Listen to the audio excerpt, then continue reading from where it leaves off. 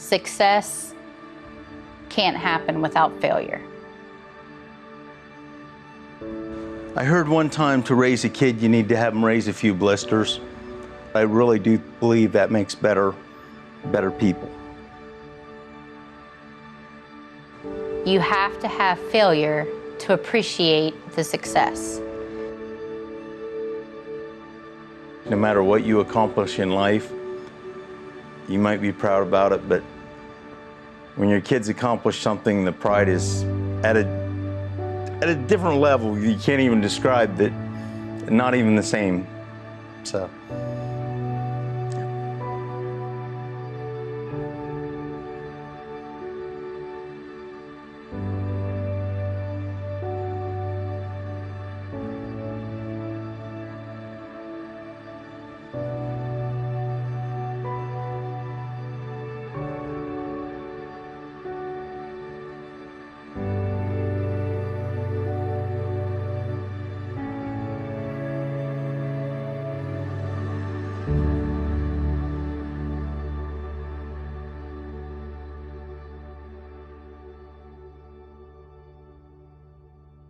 The few days before the fair, there's a calmness. Yeah. It's like our kids have to have some days of quiet to, I think, maybe get their head in the game, to start mentally preparing for that.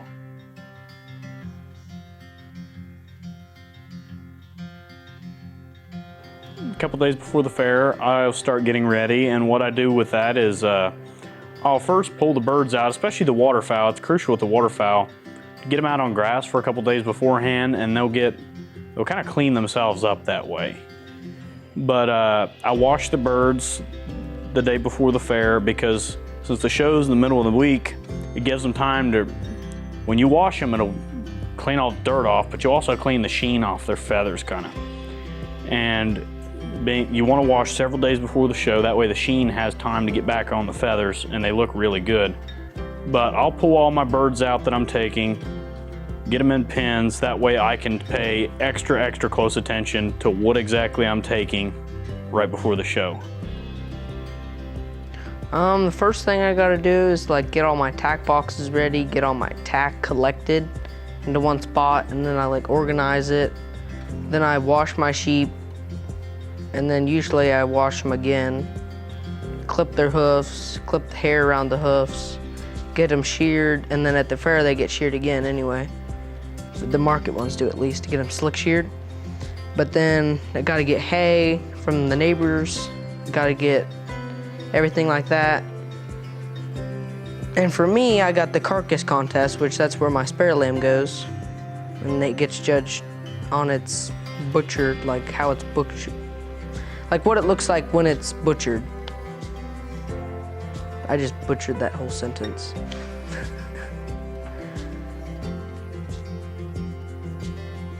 Let's see, load-in day at the fair, we generally make 3 trips. We go in at like 10 o'clock to like 12 o'clock to like get the pins set up and get the tack boxes in there, put open class in there, everything like that. And then later at like 2 or 3 or whatever like that, we take the animals in and then feed them, and then that's it pretty much. And then the 3rd trip is all the poultry. So the first trip generally starts around 9 or 10 o'clock, and then we're still doing poultry like around 8 o'clock at night. So it's an all day thing. So when I load into the fair, I take a lot more birds than a lot of people. I mean, I have a livestock trailer that I bought. When I go into the fair, you have to weigh the market birds, and they'll band all the market birds. So, and then they check the breeding birds they'll check them for parasites and make sure they're all healthy, because they don't want unhealthy birds in there.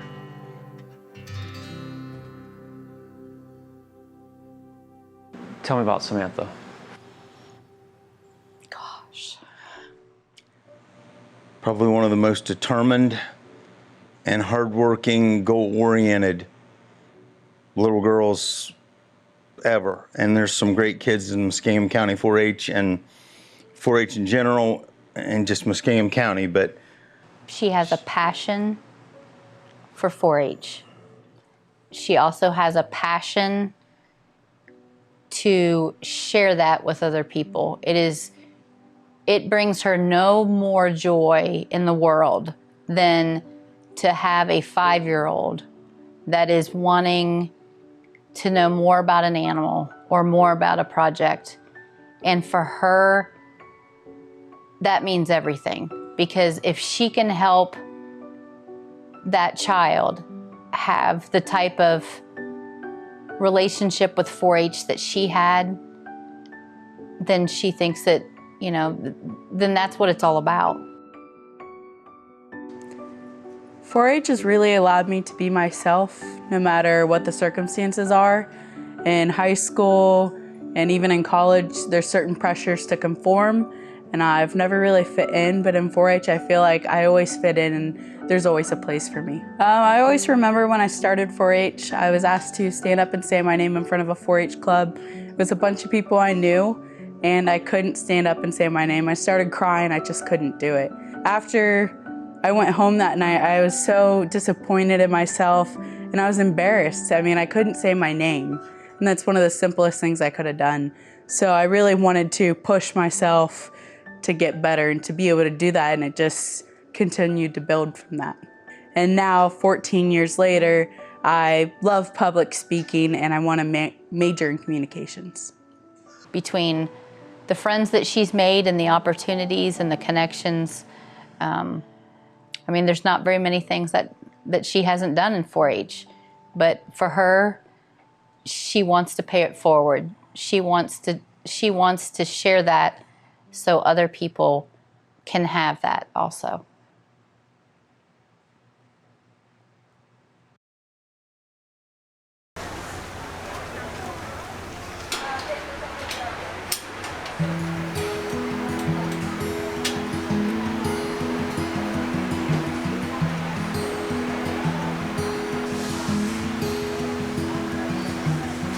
Gracie, come here, honey.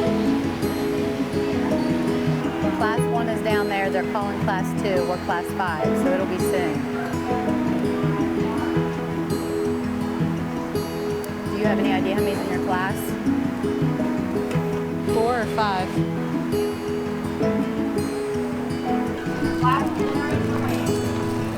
Come on, Gracie. Come on, pick her up.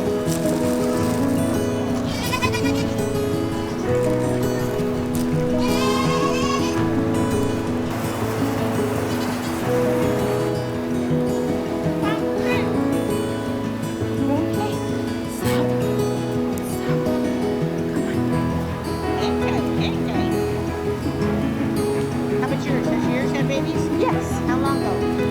It was February.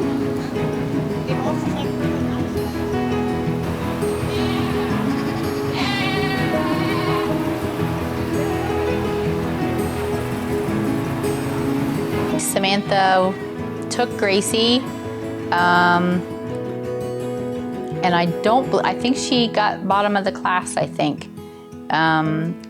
Sometimes the judges have, we took her a couple years ago and the judge liked her, but, sometimes that happens. Like I said, we don't have, ours aren't registered, so we don't get the top of the line. So if we get any placing, then we're happy, but it's not expected with our goats.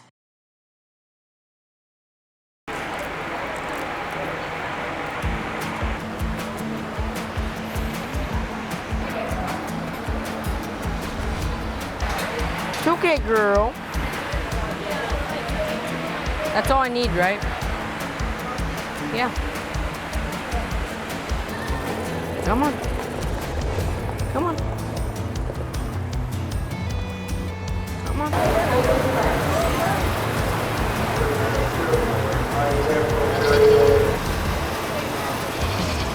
The placement is William Deering, and second placement William Deering, 507.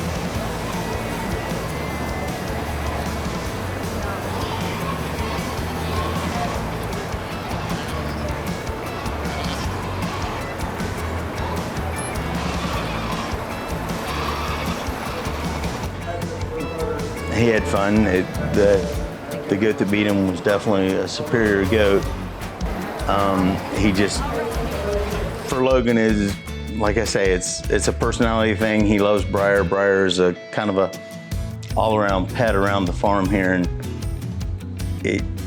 so Briar got a ribbon. That was awesome.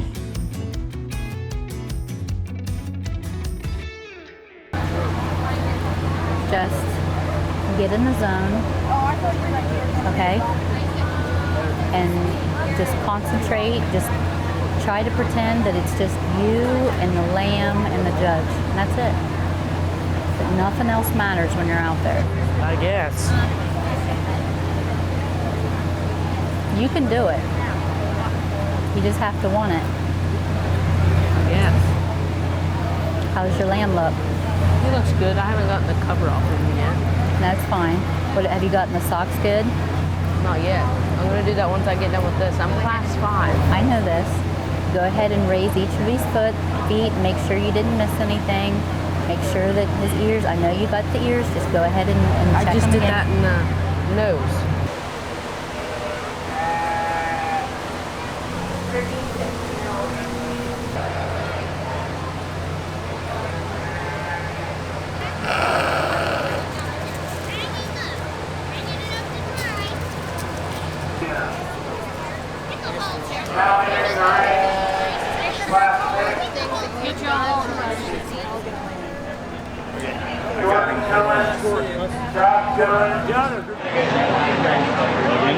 And he said, pay attention to the front feet and pick the back feet up to settle. By him giving you instructions, it actually gives you a chance to show you listen. So you pay extra attention to those things, okay? You're going to do great. He kept sagging and I kept having to pop him up. It's okay. Just relax and smile and look at the judge, okay? Logan got called back in his sheep age bracket, and then just got outshone by older, More experienced kids in the division drive. But you know, the only thing I said was, I just would really like for you to at least get held back to be able to come back, and he did that. Tell us about Tommy. Tommy has a little different view of the world, very set in his ways. Tommy will do anything he can to help anyone along the way. But Tommy is extremely, extremely goal-oriented in what he wants to accomplish. And it's it's a focus that I never had, and I have seen it in very few other people ever. So winning's a mentality. Like, you can't go in somewhere thinking you're going to get second place. That's not how you need to roll. You need to go in there thinking, I'm number one, I'm going to get first. That's the biggest thing for me. Like, winning's a mentality. You have to go in there being a winner. Because if you go in there and just halfway do it, it's not going to work. You have to put 100% in something to win. And these projects have become a 100% deal for me. I mean, you can't just have chickens in the yard and expect to win like some people think the poultry barn's like. Like, I mean, it's... It is very hard to retain that across the board every year. But that is his goal, is to be the best at what he does. I've seen him at shows, national shows with, world-renowned breeders, carrying on conversations about genetics, on how to fix or improve a breed, or it's not just fair animals for him. It is truly a passion for the poultry. So what I like most about it is I picked varieties and breeds that are harder to breed, and people don't raise them as much as other stuff. And I want to improve the breeds. Like, I want to take that breed and where it's at right now, I want to make it better. Because you don't see the birds I raise generally winning places. And I want to make it to where they're back on top, back in their glory days, winning again. That's what I want to do. And I decided I picked these breeds when I was really young, and that's what I'm going with. And sometimes, you know, this year he had birds that molded. That's when they drop all their feathers. And they were looking pretty common. And he knew that it was going to be really hard for have his name on that pin because everybody would see how rough those birds look. But for him, it was also important to do follow through because if he didn't take the birds, then that means he'd taken incomplete on the project. And for him, that wasn't an option. So when they have the market show, the judges will look at the muscle tone and how much meat the birds are carrying. They'll have you, you know, it kind of looks weird if you're an outsider. You'll flip the birds upside down and kind of prop them against your knee. So, it's kind of like bracing a sheep. It really firms them up if you brace them against your knee. And they'll look at the muscle tone on the bird. They'll look at how the bird is shaped. And that's about it with the market birds. With the breeding birds, the judge is going to look for everything on that bird. So the judge will pick up the bird, and there's not a whole lot of talking during the show because he's concentrated. So he'll pick up the bird, and they'll look at feel the body type of the bird, make sure it's correct to the breed because that right there, if it doesn't have the correct body type, it's out. But then the next thing they look at is the color pattern on the bird. If it's a white bird or a black bird or just a single colored bird, then it's a lot simpler. But if you raise varieties like I do, like the silver lace or the brassy backs, it gets a lot more challenging because you got several colors in play and you want to make sure the patterns are perfect. And then the last thing they look at is condition of the bird. You know, if the bird has ratty feathers or it's missing feathers or it's dirty, then that's what matters last. You know, I say fair brings the whole gamut of emotions in 1 week. So you can have a high and a low in the same day, sometimes in the same barn. Tommy knew some of the breed stock had molded, and he knew that there was going to be some classes he was going to be disappointed in. First couple classes in the poultry were the rough ones that Tommy knew he wasn't going to do well in. Well, then, you know, people start, gosh, did you see Tommy was on the bottom? But then you came in with Samantha, and she did relatively well with her fancy bantams, third, I believe it was, in the class, which was good. Then you had Logan, which got reserve champion breed duck, which Tommy was very excited about because I think Tommy would have been upset if the ducks he took in that class beat Logan because he worked to have Logan have the better ducks. And then as classes went on, Tommy won 3 championships. I think the turkey, the breed goose, and the guinea. And then Tommy ended up with the best record book, and that's important. If you're taking a project and you're wanting to learn how to raise meat chickens, for example, you have to know how much the feed cost, how much feed you fed that animal to gain a certain amount of weight. So those are practical, can be used in agriculture type learning experiences, and won that, and then went into the showmanship. And like I say, it was a knowledge thing, and Tommy excelled at that. Although that senior showmanship class was tough. There's a lot of kids who've a lot of years showing birds. Sometimes, and this is important, kids need to understand, like even Logan in the sheep barn, he doesn't have the best sheep, finished last in his class, but he got called back in showmanship. Showmanship is something you can always do better because the judge isn't supposed to look at the animal, they're supposed to look at how you interact with the animal, how you have done with your project. If it's clean, you know, does that steer know how to lead? Does that lamb know how to brace and stand? And in poultry, it's even a little different. You have to study a lot to keep your edge because, with poultry showmanship, it's all knowledge-based. So if you don't study or just blow it off, you lose your edge.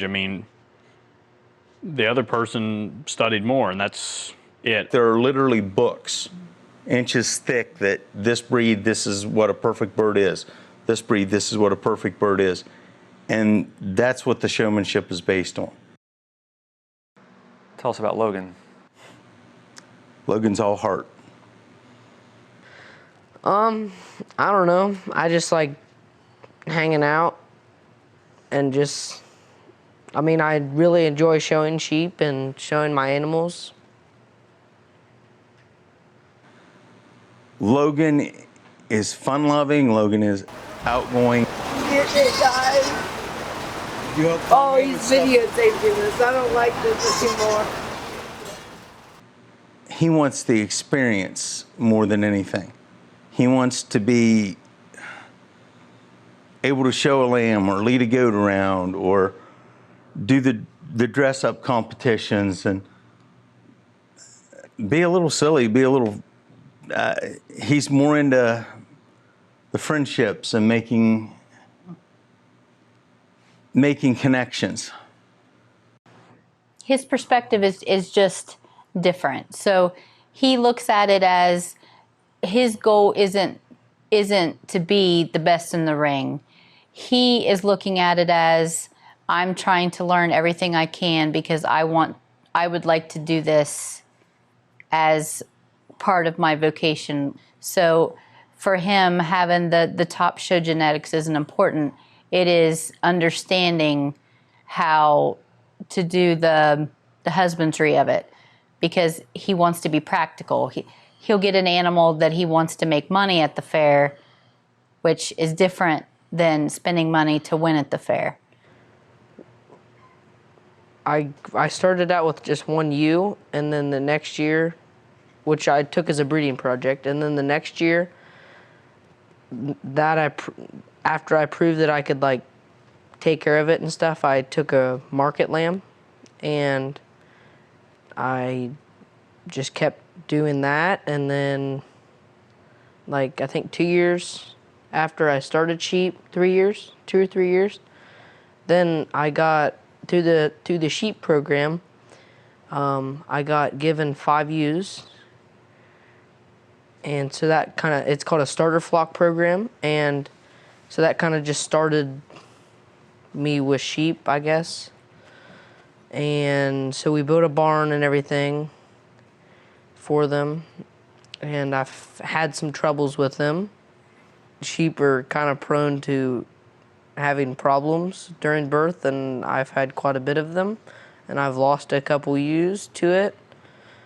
I've also lost a couple of them to other things, but my flock's back up to full capacity for the setup I have, and we've done pretty good this year.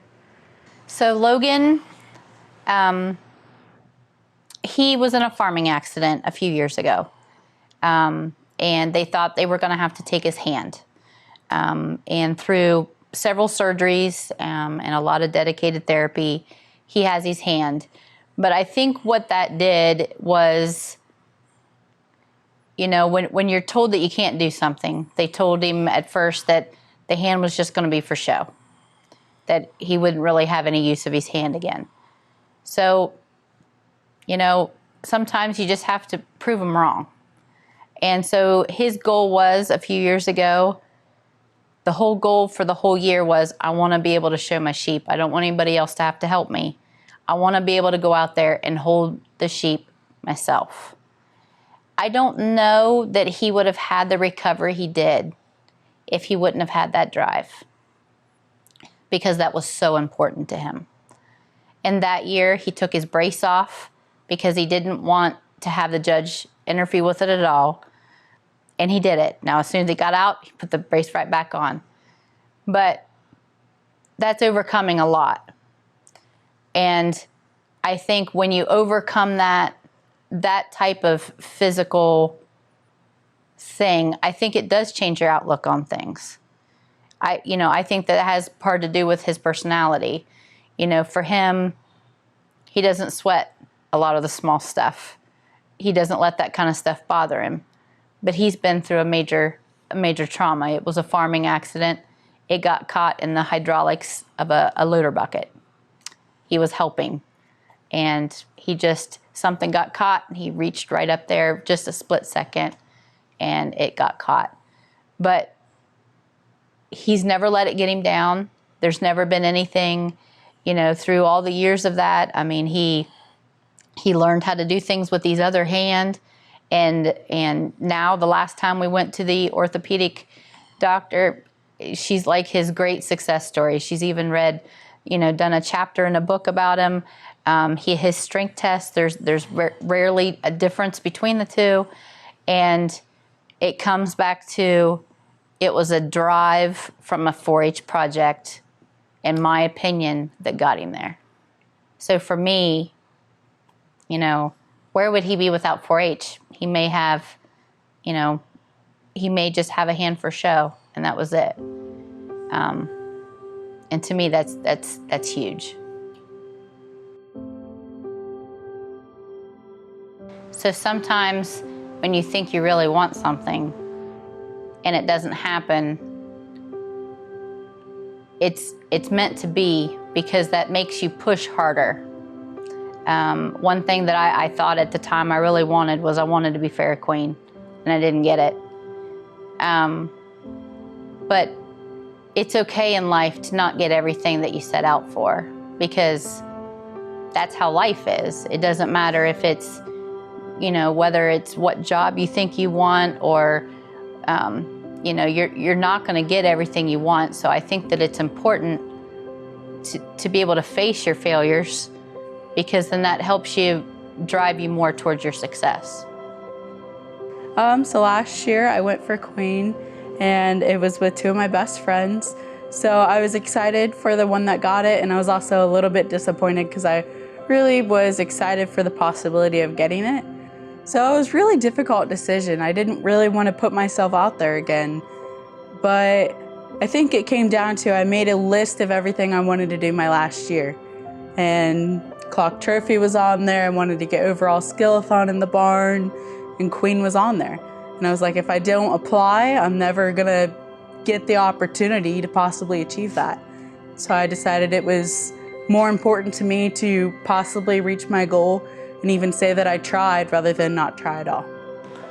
So talk to me about watching her Sunday evening, because there's some history there. Yes, obviously. there was. Yep. So talk me through what's going through, as you're sitting there, kind of, because I was sitting next to you, right? Yeah. What's going through your head? It was rough. I mean, I'll be honest with you, it was rough, because you know that not only is everybody watching her, but everybody knows who you are, so they're all gonna look at you for your response. And I didn't want to lose my composure. And she's especially close with one of the girls up there, and I would have been fine if she would have gotten it. And it's just, your mind goes through so many scenarios in such a short amount of time, and you want the best for your child, but you also try to do the what ifs, and you want the best, but you're also ready as a safety net and ready to, because. And she was convinced she wasn't going to get it. I mean, she had psyched herself out of it, and was completely convinced she wasn't going to get it. And so when they said who the first runner-up was, Our first runner-up it kind of like took me back. Like, Riley Dozer. she did it. Like, she did it. And our 2019 Muskingum County Fair Queen is Samantha Mosina.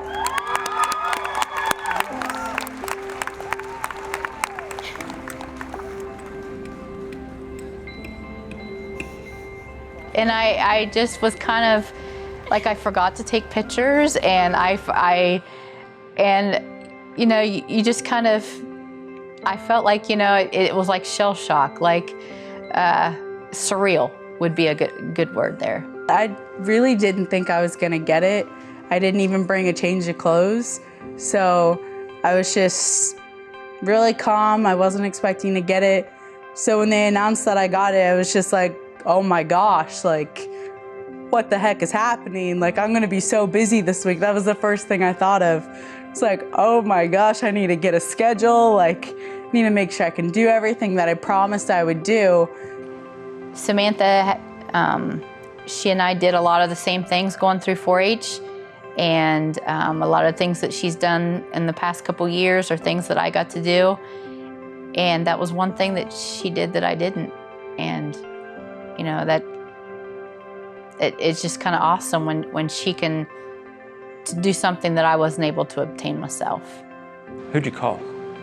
You called somebody. Yes, I did. She has a boyfriend in Texas, and he is her biggest cheerleader. And he never had a shadow of a doubt that she wasn't going to get it, but I just kept saying, she did it, she did it. And he said, of course she did. And funny thing is, they actually met at the fair last year.